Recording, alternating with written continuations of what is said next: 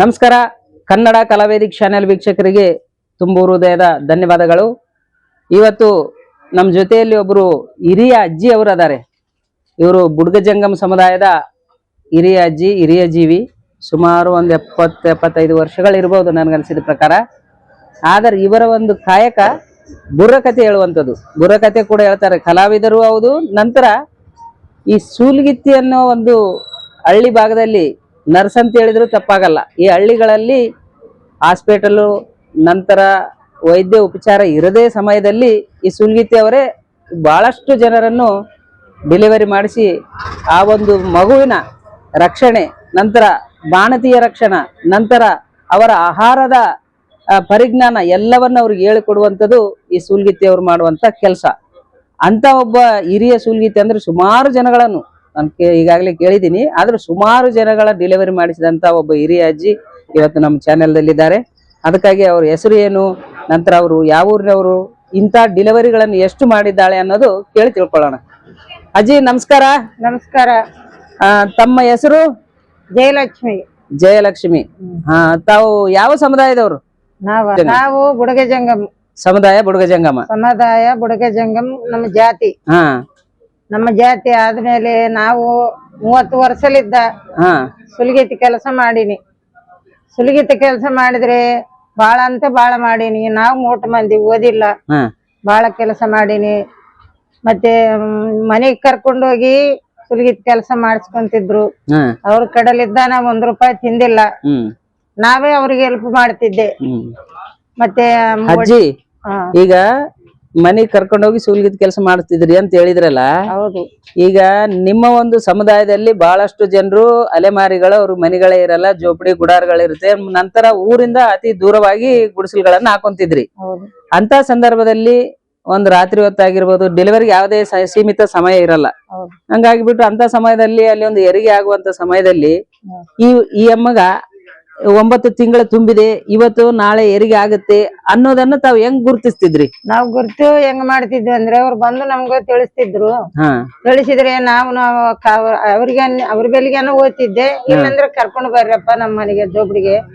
ಜೋಬಡಿಗೆ ಬಂದದ ಮೇಲೆ ನಾನು ಏನಂದ್ರೆ, ಒಂದು ಧಾನ್ಯ ಹಾಕಿ, ಒಂದು ಕರೆಪಾಕ್ ಹಾಕಿ, ಮತ್ತೆ ಒಂದು ತುಪ್ಪ ಹಾಕಿ ಎಲ್ಲ ನೀರು ಕುದಿಸಿ ಅವ್ರಿಗೆ ನೀರು ಕುಡಿಸ್ತಿದ್ದೆ.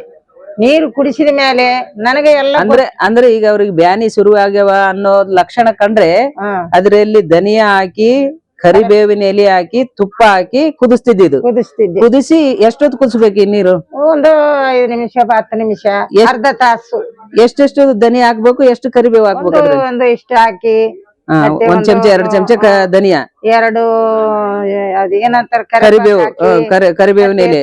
ಅಂದ್ರೆ ಕರಿಬೇವಿನ ಒಂದು ತಿರುಳು ಎಲೆಗಳ ಅಥವಾ ಒಂದು ಕಡ್ಡಿಗಳಿರ್ತಾವಲ್ಲ, ಎಲೆಗಳಿಂದ ಕಡ್ಡಿಗಳನ್ನು ಎಲ್ಲ ಹಾಕಿ ಹಂಗೆ ಸ್ವಲ್ಪ ತುಪ್ಪ ಹಾಕಿ. ತುಪ್ಪ ಎಷ್ಟು ಹಾಕ್ಬೇಕು ಪ್ರಮಾಣ? ಒಂದು 2-3 ಚಮಚ ಅದ್ರಲ್ಲಿ ಹಾಕ್ಬೇಕು. ನೀರಲ್ಲಿ ಒಂದು ತೆಂಬಿಗೆ ತೆಂಬಿಗೆ ಕುದಿಸ್ತಿದ್ದೆ. ಅದು ಸ್ವಲ್ಪ ಕಡಿಮೆ ಆಗ್ತಿತ್ತು ಕುದಿಸಿದ ಮೇಲೆ. ಕಡಿದ ಮೇಲೆ ಪ್ರಮಾಣ ಒಂದು ಅರ್ಧಕ್ಕೆ ಬರ್ಬೇಕು. ಅರ್ಧಕ್ಕೆ ಬಂದದ ಮೇಲೆ ಅವು ಒಂದು ಗಿಲಾಸ್ ಸ್ವಲ್ಪ ಗರಂ ಇದ್ದದ ಮೇಲೆ ಕುಡಿಸ್ತಿದ್ದೆ.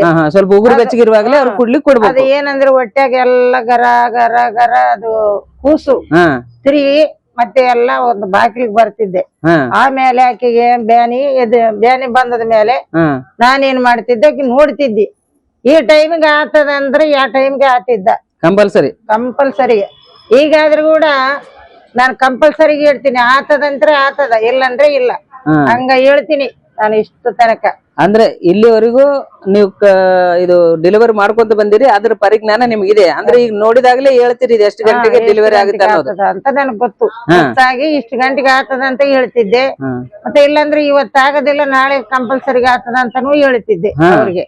ಇಲ್ಲಾಂದ್ರೆ 1 ತಾಸು, 1 ಅರ್ಧ ತಾಸು, ಒಂದು ಆತದ ಅಂತ ಹೇಳಿದ್ರೆ ನಾನು ಜೋಬಡಿದಾಗ ಹಿಡ್ಕೊಂಡು ಡೆಲಿವರಿ ಮಾಡಿ ಮನೆಗ್ ಕಳಿಸೀನಿ. ಅಷ್ಟು ಮಾಡೀನಿ.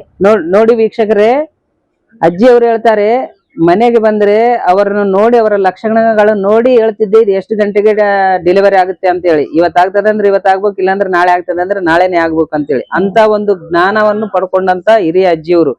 ಈಗ ನೋಡ್ತಾ ಇದ್ದೀವಿ, ತಾವು ಎಲ್ಲೇ ಒಂದಿಷ್ಟು ಹೆರಿಗೆ ಬೇನೆ ಶುರುವಾದ್ರೆ ಅಲ್ಲಿ ಕರ್ಕೊಂಡು ಹೋದ್ರೆ ಡೆಲಿವರಿ ಆಗೋದಿದ್ರು ಕೂಡ ಅದನ್ನ ಸಿಜರಿಂಗ್ ಮಾಡಿ ಸಾಕಷ್ಟು ದುಡ್ಡು ಸಂಪಾದನೆ ಮಾಡುವಂತ ಕಾಲ ಬಂದಿದೆ.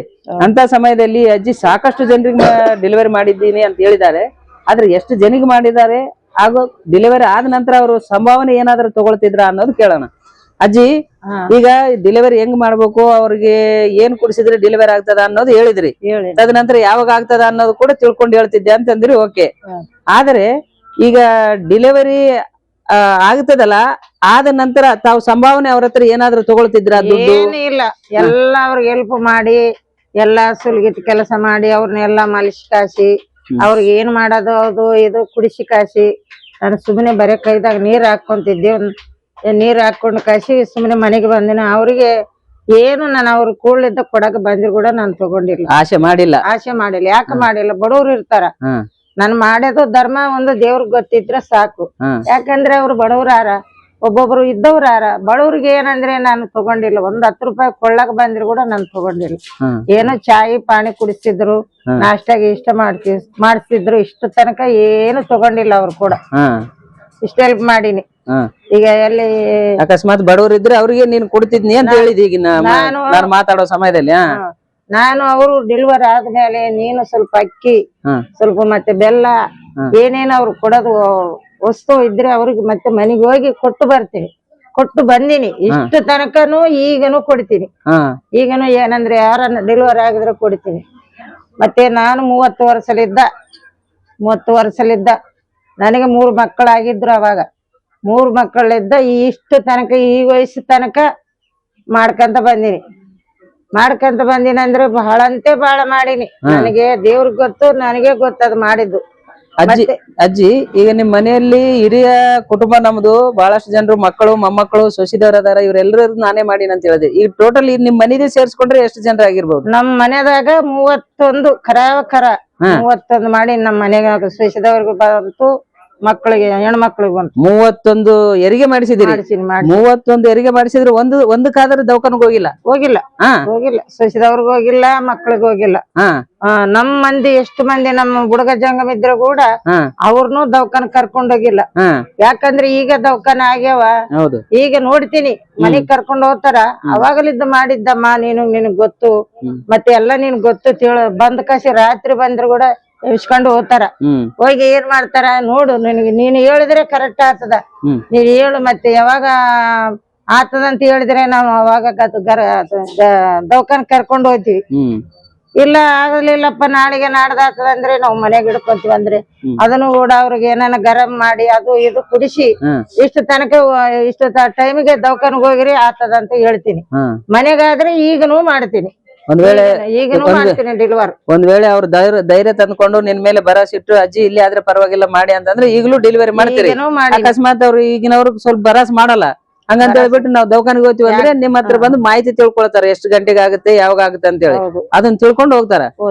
ನೋಡಿ ವೀಕ್ಷಕರೇ, ಕೆಲವ್ರು ಏನ್ ಮಾಡ್ತಾರೆ ಅಂತಂದ್ರೆ ಯಾವ್ದೇ ಆಗ್ಲಿ ಸುಲ್ಗಿತ್ತಿ ಅನ್ನೋರ್ದು ಕೆಲವೊಂದು ಇವು ನೇಮಗಳಿರ್ತವೆ, ಅವ್ರಿಗೆ ಏನೇನೋ ಕೊಡೋದಿರ್ತದೆ.